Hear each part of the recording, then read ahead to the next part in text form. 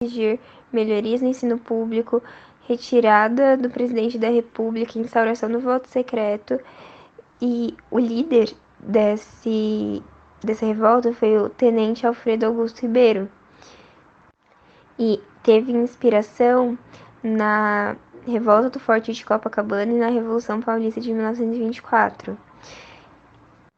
E uma das causas também foi o fim do ciclo da borracha, que era uma atividade muito importante para Manaus, que acabou sendo encerrada e acabou afetando a economia de lá. Então, no dia 23 de julho de 1924, o Alfredo Augusto Ribeiro estava em uma viagem e acabou por invadir o Palácio Rio Negro.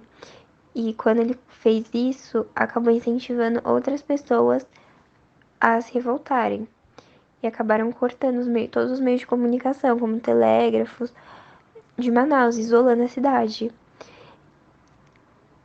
Municípios perto até da cidade começaram a seguir o seu exemplo, chegando até no Maranhão. E acabou que a revolta ficou tão popular que do dia 23 a 28 de julho chegou a atenção de todo o país.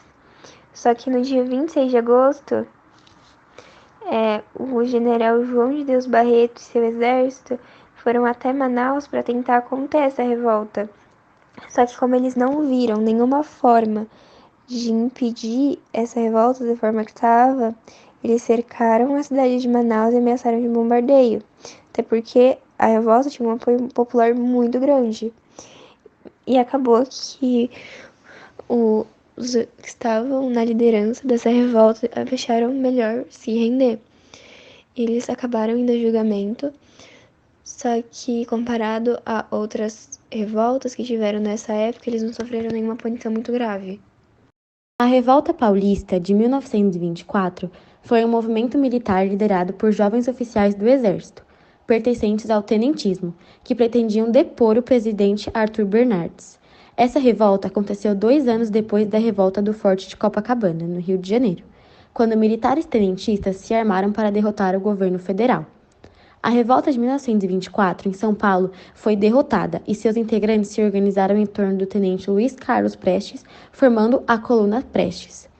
Os objetivos da revolta paulista têm como principal derrubar o governo de Arthur Bernardes.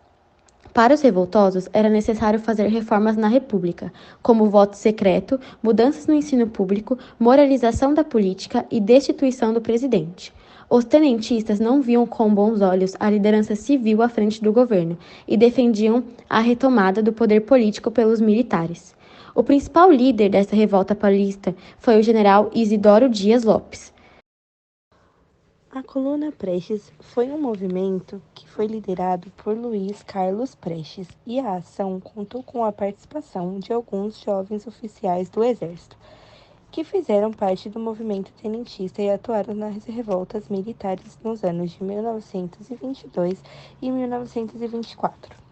Essa coluna percorreu mais de 25 mil quilômetros pelo interior do Brasil, denunciando os demandos das oligarcas que dominavam a República Brasileira. E então, em 1927, os integrantes da coluna depuseram as armas e Prestes se exilou na Bolívia. Seus objetivos eram deposição de Arthur Bernardes da presidência da República, o voto secreto, a reforma do ensino e a obrigatoriedade do ensino primário. A sua principal causa foi a insatisfação de parte dos militares com a forma que o Brasil era governado na década de 1920, como a falta de democracia, as fraudes eleitorais, a concentração de poder político nas mãos da elite agrária e a exploração das camadas mais pobres pelos coronéis, que eram os líderes políticos dos locais.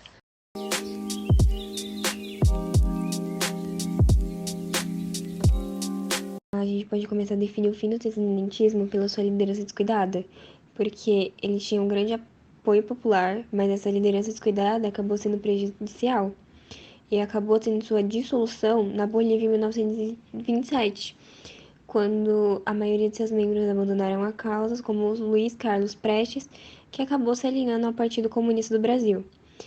Acabou não tendo nenhum resultado tão aparente e e acabou, na verdade, por destacar a erosão das estruturas de poder do regime oligárquico. Mas uma coisa que vale destacar é que, por mais que o movimento fosse bastante liberal, seus membros nem sempre tinham a mesma visão política. Então, a maioria que eles eram ou comunistas ou de esquerda. Os tenentistas, ao longo de tudo, tentaram modernizar a indústria e a economia do Brasil, defender o crescimento econômico e a produção de café para reduzir a dependência de alguma exportação. Eles também queriam reformar os sistemas educacionais e eleitoral e abordar os níveis de desigualdade do país. Uma coisa que marca bastante o tenentismo foi as suas revoltas, que houveram bastantes revoltas, mas não tinha nenhum plano, nenhuma agenda política para promover suas ideias, né? E acabou que os seus envolvimentos nesses conflitos políticos na época acabou fazendo eles participar na Revolução de 1930, que foi quando marcou o fim da Primeira República e realmente foi o fim do tenentismo.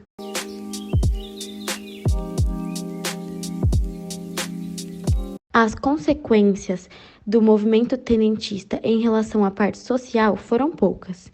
Em geral, eram rapidamente presos e suas manifestações tinham pouca ou nenhuma adesão popular, sendo frequente que nenhuma mudança legal viesse dessas manifestações. Já na área econômica, à medida que o tempo foi passando, a crise financeira mundial piorou, e com ela, a situação econômica do Brasil, os tenentistas, que eram fortes críticos do governo então vigente, acabaram se tornando uma força política viável e, apesar dos resultados pouco expressivos das suas primeiras manifestações, foram a principal força política por trás da Revolução de 1930. Já na parte política, é possível se dizer que a principal consequência desse movimento foi o fim da República Velha e o início da Nova. Por fim, a gente colocou um link no YouTube que dá para uma live explicando sobre o tenentismo. O vídeo tem mais ou menos 1 hora, mas acho que vale para quem quiser dar uma aprofundada no assunto, dar uma olhada nessa live. Por fim, tem as fontes onde a gente pesquisou, tanto das revoltas como da história inteira do tenentismo, caso também alguém queira dar alguma olhada.